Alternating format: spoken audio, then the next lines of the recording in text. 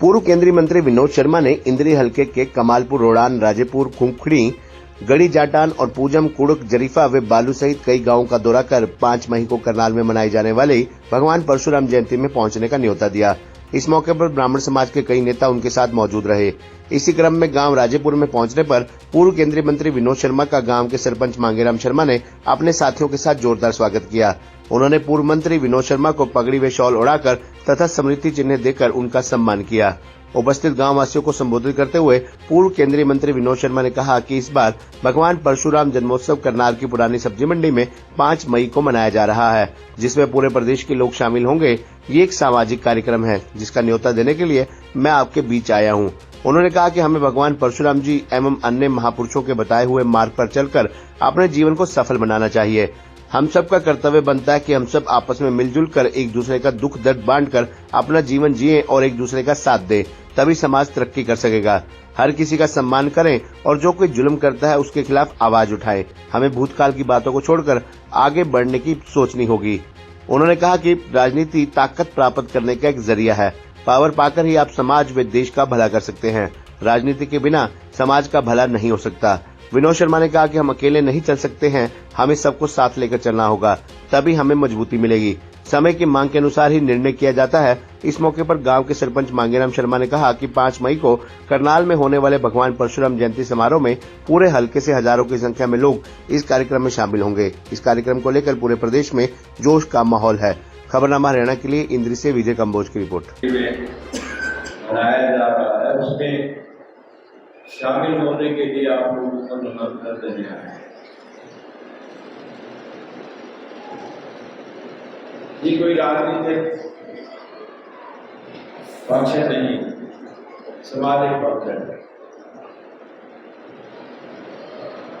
लेकिन ये भी बात सही है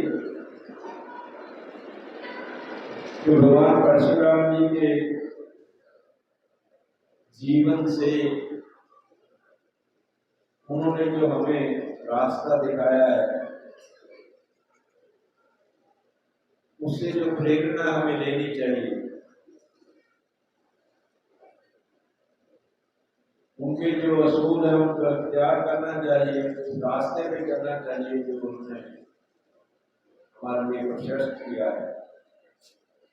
इसको सामने रखते हुए 5 तारीख का समारोह रखा गया। पूरे हरियाणा से, हर जिले से लोग अपने विचार रखने के लिए वहां पर आए हैं। अब तो बहुत नजदीक है, तो इसलिए आपसे विनती करूंगा कि ज्यादा संख्या में आप लोग के नजदीक है, आपको आना चाहिए। आप है और आपका ही फर्ज है। 2-4 बातें स्पष्ट करना अच्छा रहेगा। हमारे साथ अमरजीत कौर जी और हमारे समाज के प्रति कर्तव्य जो है उसका पालन कर सके। समाज के मायने हैं कि हम, हमारा गांव, हमारा शहर, हमारा देश, हमारा प्रदेश, हम सभी एक उस समाज के हिस्से हैं जिसमें सभी रहते हैं। हमारा कर्तव्य बनता है कि हम सबका सुख दुख मानकर उनका साथ दें, हर किसी का सम्मान करें और जो जुल्म करता है उसके खिलाफ आवाज उठाएं। न्याय की प्रणाली को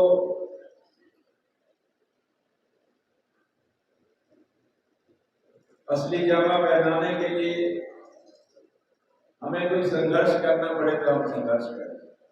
ये मान के चलिए घर बैठ के कुछ मिलने वाला नहीं है। संघर्ष तो हर बात के लिए करना पड़ता है। महज ये कह देने से कि हम पीछे रहेंगे, मैं नहीं मानता कि हम पीछे रहेंगे। हमें तो आगे बढ़ना है, आगे बढ़ना है। और पीछे की बात जो है, पास जो भूत पूर्व जगह है या पीछे जो था उसके बारे में ज्यादा सोचने की जरूरत नहीं। भविष्य को और अपने वर्तमान को बनाना जरूरी है।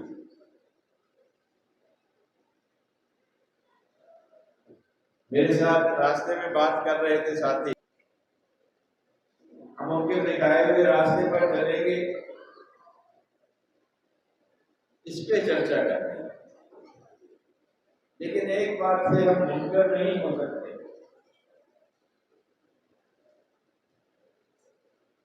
कि आज के युग में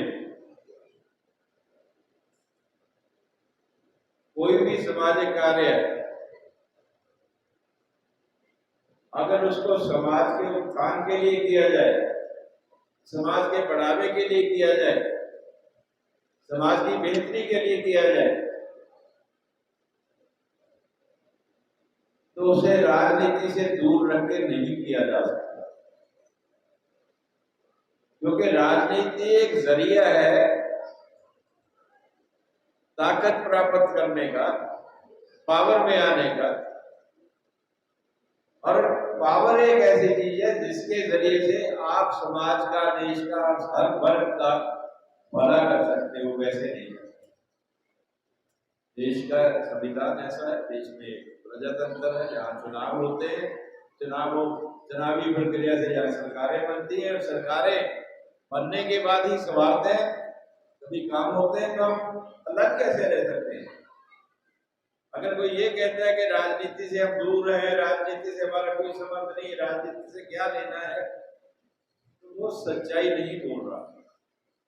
क्योंकि राजनीति के बिना हम संवार नहीं सकते, राजनीति के बिना ताकत नहीं, ताकत के बिना संवार नहीं। तो हमें इस बात का मन में, इस बात पे विचार करना होगा कि हम अकेले नहीं चल सकते। अकेले चलने में कुछ प्राप्त नहीं होता, सबको साथ लेकर चलना है, सब वर्गों का सम्मान करना है, तभी हमें मजबूती मिलती है। मेरा ये मानना है कि जो व्यक्ति सेवा करना चाहता है वो तभी सेवा कर सकता है जब उसके पास सेवा के साधन हो। तो सेवा के साधन भी तो अलग अलग होते हैं। हमें अपने आप में कई बार, मैं बहुत जगह जाता हूँ, ये बात अक्सर सुनने को मिलती है। हम आपस में बैठकर चर्चा करते हैं, हम पीछे रह गए।